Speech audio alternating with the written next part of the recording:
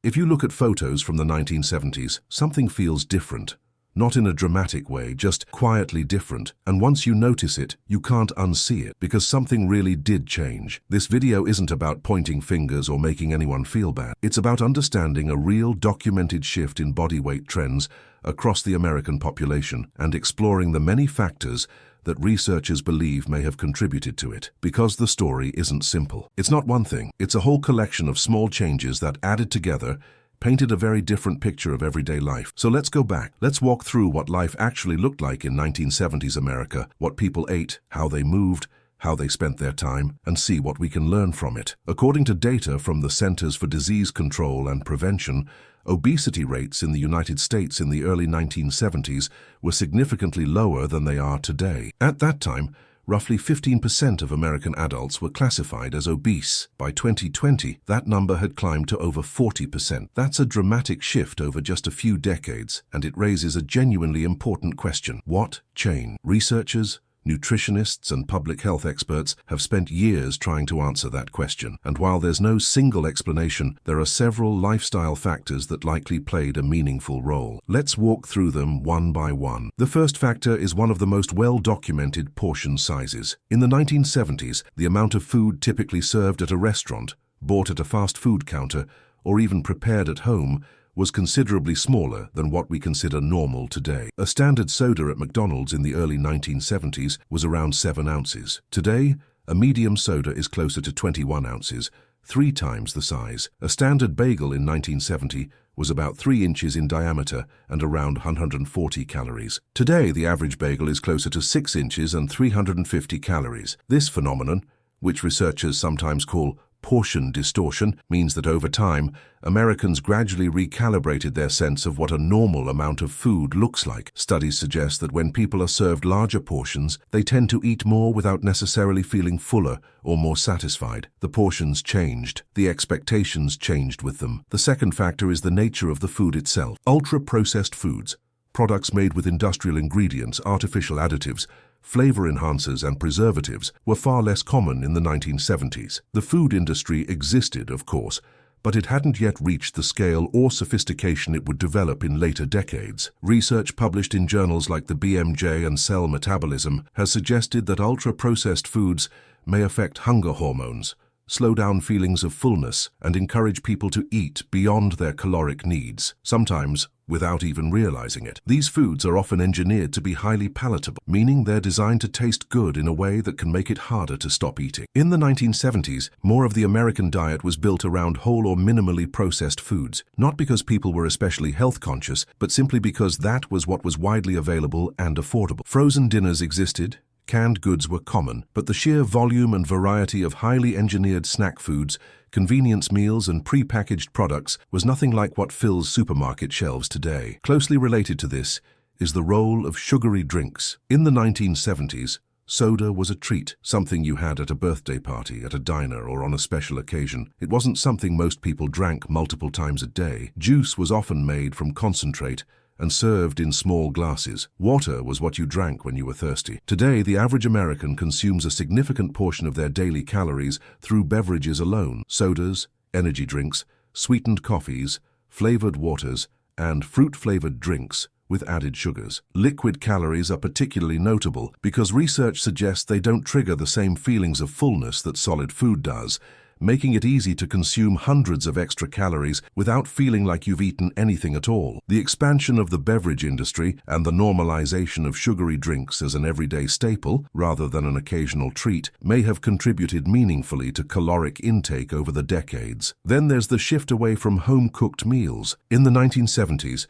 home cooking was still a central part of American family life for many households. Meals were prepared from ingredients, meat, vegetables, grains, and eaten at a table, often at predictable times. This wasn't universal, and it certainly wasn't always easy, particularly for working families, but the structure of eating, defined meal times, food prepared at home, eating as a social activity, was more common than it is today. When people cook at home, They tend to have more control over what goes into their food, the amount of oil, salt, sugar, and overall calorie content. Restaurant food and fast food, by contrast, tends to be higher in calories, fat, and sodium, often because those elements make food taste better and encourage people to come back. As dual-income households became more common, as work schedules became longer and more demanding, and as the fast food industry rapidly expanded through the late 1970s and 1980s, eating out, or picking something up, became increasingly practical and increasingly normal. Speaking of fast food, the landscape in the 1970s was genuinely different from what we know today. McDonald's, Burger King, and KFC existed,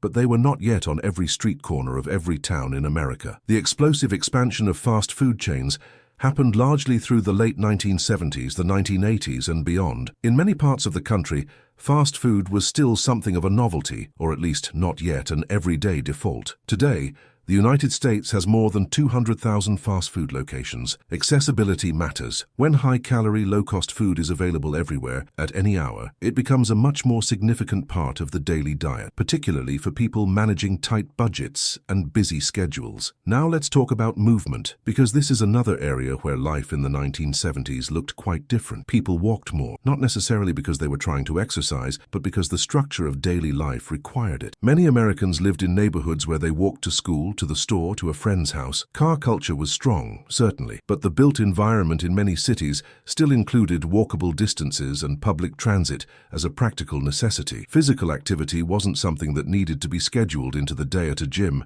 It was woven into the routine. Kids played outside after school, often for hours, because there wasn't much else pulling them indoors. Adults moved through their days with more physical demand built in. This kind of low-intensity, accumulated movement, what researchers today sometimes call non-exercise activity thermogenesis, or NEAT, can add up to a significant caloric difference over the course of a day, a week, a year. It's not dramatic. It doesn't look like a workout, but it adds up. And then there's the screen question, which is perhaps one of the most significant lifestyle shifts of the past 50 years. In the 1970s, Americans had television, but they had limited channels, no streaming, no on-demand content. There were no smartphones, no social media, no video games in every living room. The average American watched around 3 hours of television per day in the early 1970s, which sounds like a lot, but is considerably less than the 7 to 10 hours of total screen time that many adults log today across all their devices. Screen time is sedentary time. When people are sitting and looking at a screen, they're not moving. And screens, particularly in the modern form,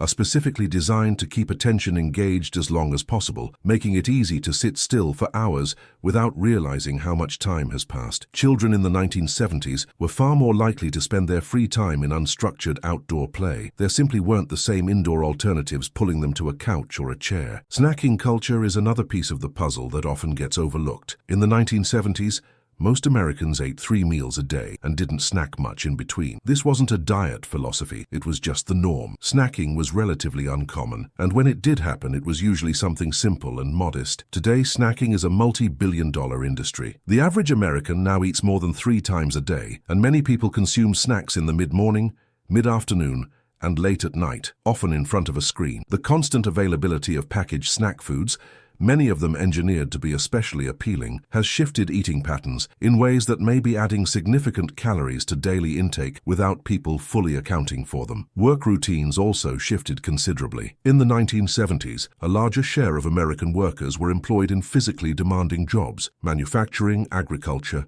construction, trades. These jobs kept people on their feet and moving for most of the workday. As the American economy shifted increasingly toward office work, service work, and knowledge-based industries, more people found themselves sitting for the majority of their professional hours. A person who spends 8 hours sitting at a desk simply burns fewer calories over the course of a day than someone whose job requires them to be on their feet and physically active. This shift in occupational activity, multiplied across millions of workers over decades, likely contributed to changes in overall caloric balance. So what happened between then and now? The honest answer is a lot of things, all at once, and all reinforcing each other. The food industry grew and became more sophisticated, producing food that was more calorie-dense, more accessible, and more engineered to be pleasurable. Technology transformed daily life in ways that made physical activity less necessary, both at work and at home. Cities and suburbs were built in ways that often required driving rather than walking. Time pressures increased. Schedules became more chaotic. Convenience became both a necessity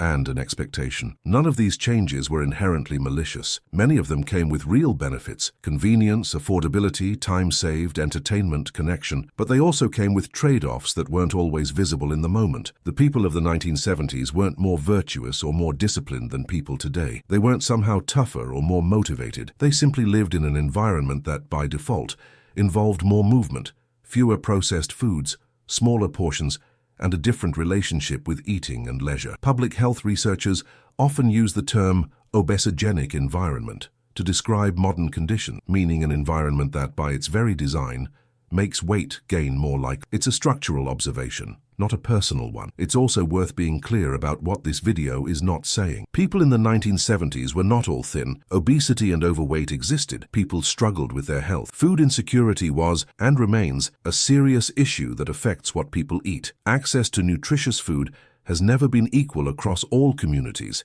and it wasn't in the 1970s either. Race, income, geography, and social factors all intersect with health in complex ways that a single comparison across decades can't fully capture. The trends we're describing are population-level observations, broad patterns across a very large and very diverse country. Individual experiences varied enormously then, as they do now. What this video is saying is simpler and, in some ways, more hopeful: that the environment shapes behavior, that the conditions under which people live have a real and measurable effect on health outcomes at a population level. And that understanding those conditions, clearly, honestly, without blame, is the first step toward thinking seriously about what kinds of changes might help. Some of these changes are personal, some are structural. Many require policy, community design, food industry accountability, and public health investment, not just individual willpower. Understanding the past doesn't mean we have to go back to it, but it can help us see the present more clearly. So the next time you look at a photo from the 1970s and notice that quiet difference, remember that it wasn't magic and it wasn't moral superiority. It was a collection of circumstances: smaller portions, fewer processed foods, more walking,